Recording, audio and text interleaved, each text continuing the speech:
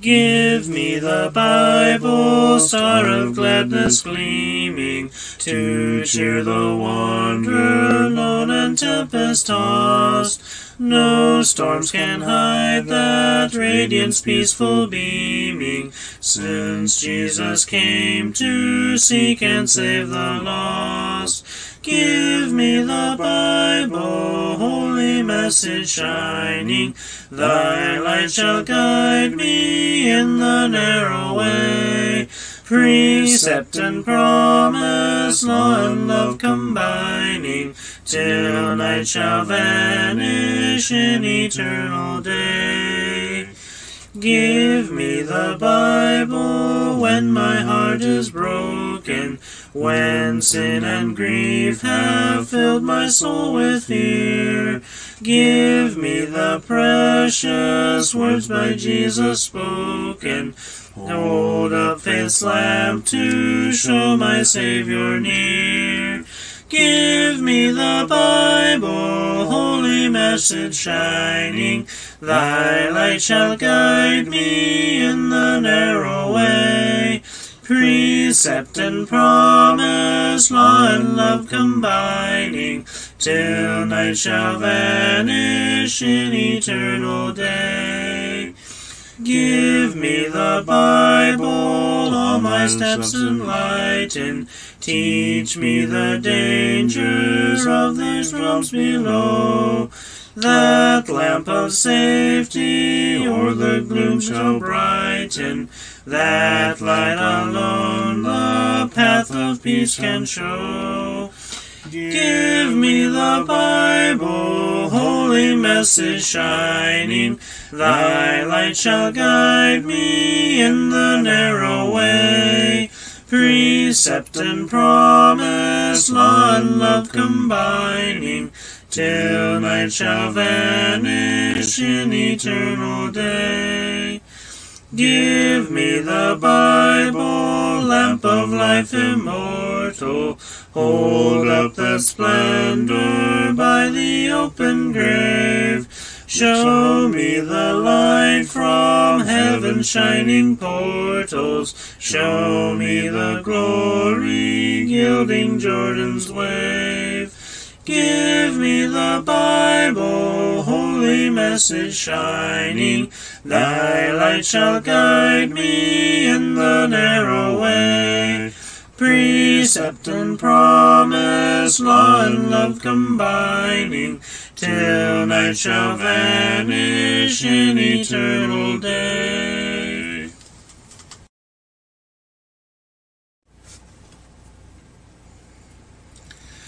Break thou the bread of life, dear Lord, to me, as thou didst break the loaves beside the sea. Beyond the sacred page, I seek thee, Lord. My spirit pants for thee, O living word. Bless thou the truth, dear Lord, to me, as thou didst bless the bread by Galilee.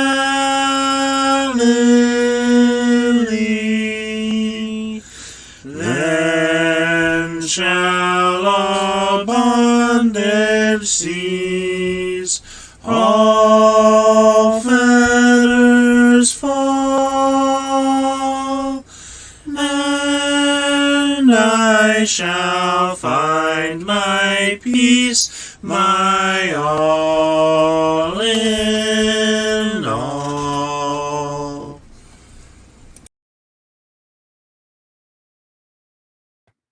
Well, howdy. Well, the young prospector here ready to go down into the adventure of the richest mineshaft the world has ever known. That is the mineshaft of God's most holy word. We're going to be our passage, our mineshaft this afternoon will be James chapter 4, verses 13 through 17. And there's really only one nugget, one central idea that we need to get out of this.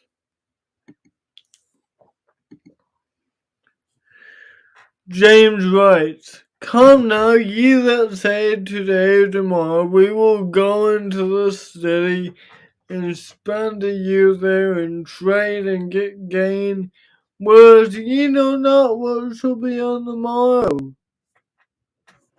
What is your life? For ye are a vapor that appears for a little time and then vanisheth away. For that ye ought to say, if the Lord will, we shall both live and do this or that. But now ye glory in your vauntings. All such glorying is evil. To him therefore that knoweth to do good and doeth it not, to him it is sin." He's talking about people who boast about tomorrow, who leave God out of their plans. Well, we need to make our plans in light of God's will and realize that God controls whether or not these plans are to happen. Come now, you who say today or tomorrow we will go into this city, spend a year there, and trade and get gain. There's nothing wrong with that. But they're planning. What is the problem here? There's nothing wrong with being forward thinking, with planning our lives out, having a plan. But what's the problem? They don't know about tomorrow. What is your life? It is a vapor that appears for a little while and vanishes away. It's cold right now, and when it's cold, you can see your breath. How long is it between the time you puff air and the time that you can see it disappear? Only a few seconds, right? That's our life, just like a vapor. Life is short. We need to be making our plans in light of God's will. Because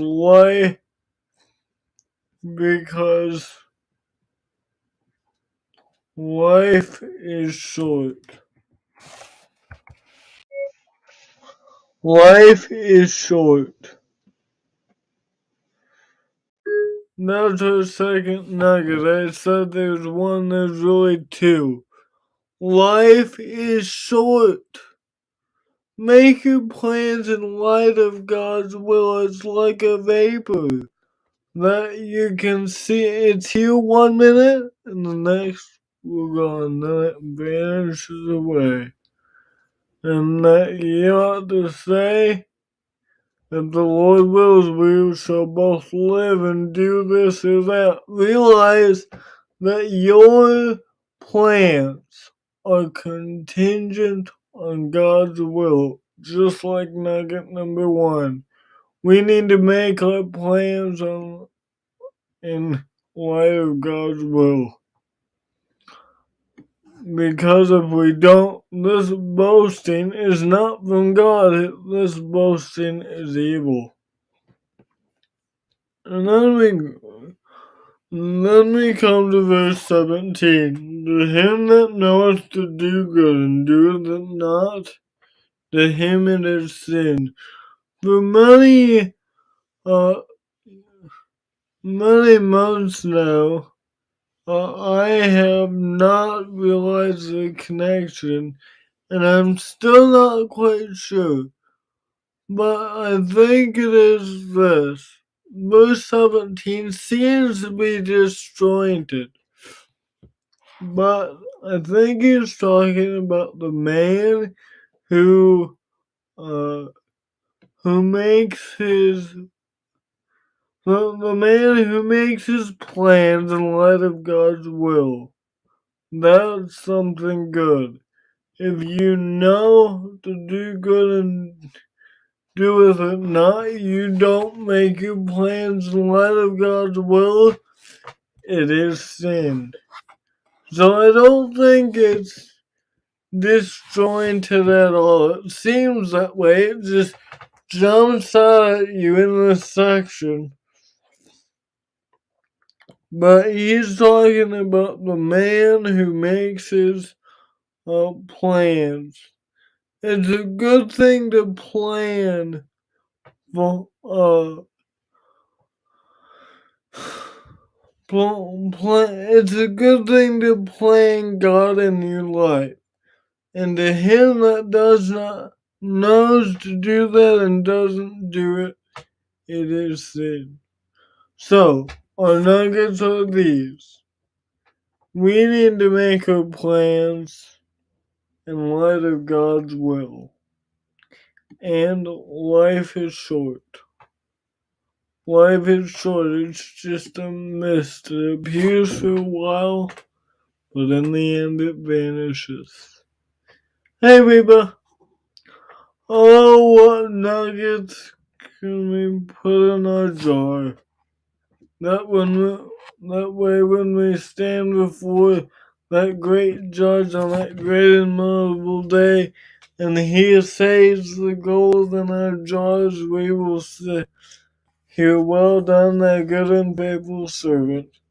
Enter into the joy of your Lord." The old prospector here signing up, telling you that there be gold in them their pages. I'll see you in the next adventure. God bless.